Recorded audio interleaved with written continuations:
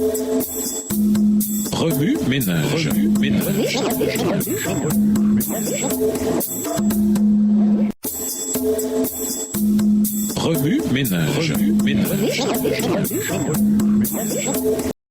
Bienvenue à votre émission Remue Ménage. Nous voilà sur de vendredi. Interrogé. Au cours de cette étude, il est important de s'immerger profondément dans le sujet et de réfléchir à ses implications pour notre foi et pour notre vie quotidienne. Dans votre classe d'école du sabbat ou votre groupe d'études bibliques, utilisez les questions ci-dessous pour animer une discussion approfondie sur le passage principal de cette semaine et les versets qui l'accompagnent. Marie-Madeleine, quelle aurait été votre réaction devant un tombeau vide? Jean 20, versets 1 à 3. Que savons-nous du passé de Marie-Madeleine? Luc 8, versets 1 à 3. Que pouvons-nous apprendre sur Jésus et sur ses priorités à partir de sa rencontre avec Marie? Jean 20, les versets 11 à 18. Réflexion personnelle. Comment pouvez-vous vous identifier à Marie? Comment l'attention que Jésus lui porte devrait-elle influencer nos relations avec les autres? Ce que la résurrection signifie. En quoi la résurrection change-t-elle notre compréhension de ce que signifie mener une vie victorieuse en Christ? Romains 6, versets 4 à 6. Comment la résurrection donne-t-elle aux croyants la confiance nécessaire pour affronter la mort avec espoir? 1 Corinthiens 15, versets 20 à 23. Réflexion personnelle. Quelles histoires vous inspirent à ne pas avoir peur de la mort? Vous pouvez citer des exemples de missionnaires courageux, de croyants persécutés, de réformateurs inébranlables, etc.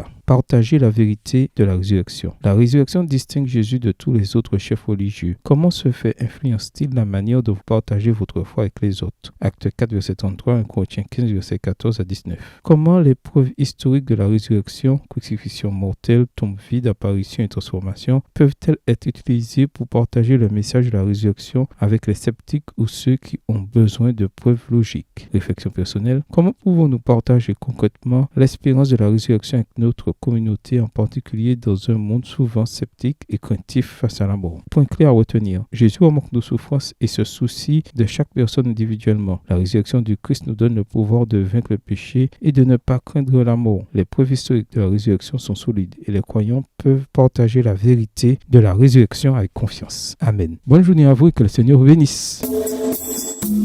Remue ménage.